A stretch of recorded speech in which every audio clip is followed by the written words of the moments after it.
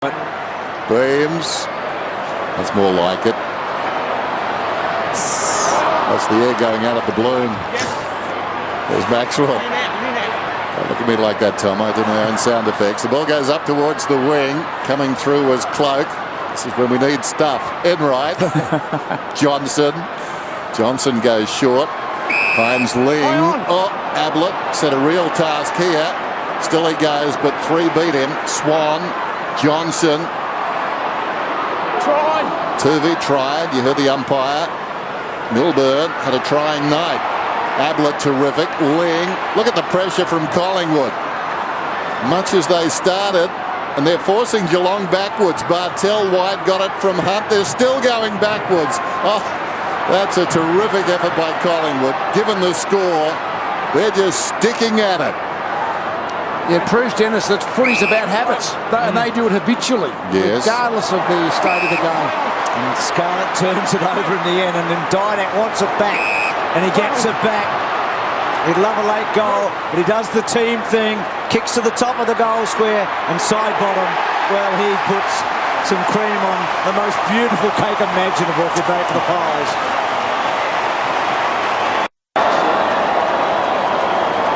Still side bottom with that last goal. Tony Shaw now in the VFL AFL Hall of Fame. Last premiership captain, worked hand in hand with our man Lee Matthews, the champ. Blair out of the middle, kicks inside the forward 50 from behind. Lonergan got a first on it, but generally has been the case. Collingwood lead, they scatter brilliantly to get the crumb.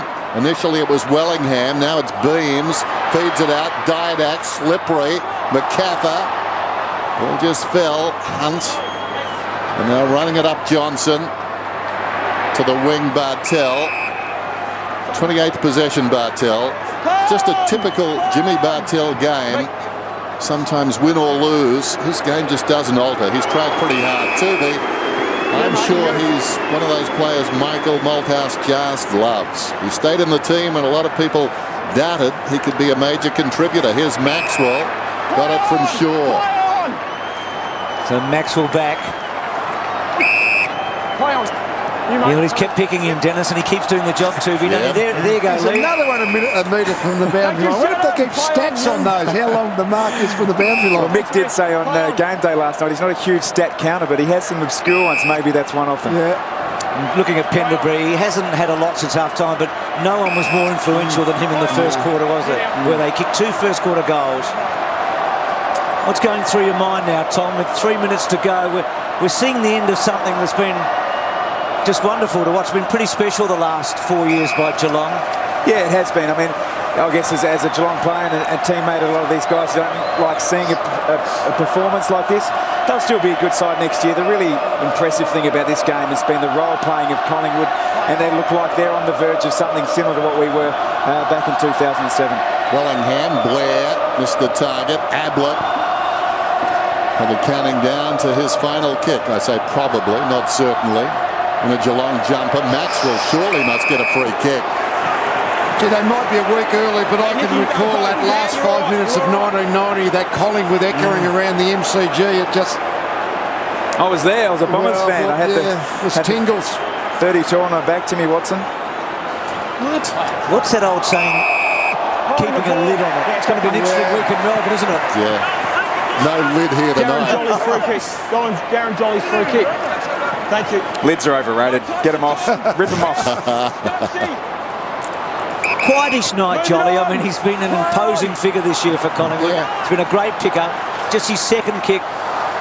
But, gee, they're a much better team with him in the side, aren't they? Well, yeah, I mean, he's given them a power ruckman, a really good quality ruckman when they were a little bit vulnerable in that particular position. So, Enright's little squeezy one to Stokes. And Stokes looking for Wojcinski. There's a bit of a blue on in the centre with Tuvey and Burns, but all okay. Wojcinski low, and Tommy's going to have a shot. So Hawkins to full forward. They must have been counting as well, and Bartell takes the mark. in defence of Hawkins, I mean, Thank you. he's either a big forward, isn't he? I mean, you just can't see him playing as a second ruckman for the rest of his life, can you? We spoke about it last week against That's Fremantle. right, I think mate. he's really suffered from the addition of James Jimmy, Podgett. no I thought he was more, making no some more. really big gains as that second forward. Played a really good final series last year, but his role's been a little bit more confused, and he's probably paid the price. Kicked 34 goals last year. He looked like he was on the up, didn't he? So Bartel gets it home for an 11th goal. Yes, I think the difference is, like, Lee Brown and Hawkins are similar size and shape, but Brown's just got more speed and movement. I mean, I don't think Hawkins has got any more movement, really, to be honest, than Ottens or Jolly. But he hasn't got the size in terms of the ruck work, but certainly doesn't get enough ball around the ground for a follower-type second ruckman. As an endurance athlete, I think Lee Brown has got a big tank. He can cover the ground. He can go back and go forward. Tom Hawkins doesn't have a big tank, so he's he puts the effort in the middle of the ground and then down at full time. It's a great shot, isn't it? Yeah. Just ticked over 40 possessions, Gary Ablett. There's the thoughts running through his mind. You can almost see them. There's the bounce then. Jolly was up, missed the footy. Swan's got it. Not 15 the call. And Bruce, you're a man who knows his odds. I can't imagine there's anything St Kilda or the Western Bulldogs, for that matter, can do tomorrow that would stop Collingwood being red-hot favourites come the grand final. No, I reckon about $1.50 tops, and that's if the Saints won by 6. And if the Doggies scramble home, well, you won't be able to get on. I think the week off is a really significant factor this time of year, and I mean that's as it might just accentuate Collingwood's speed and movement comparative to Geelong. They're there. They're into another grand final, the Pies.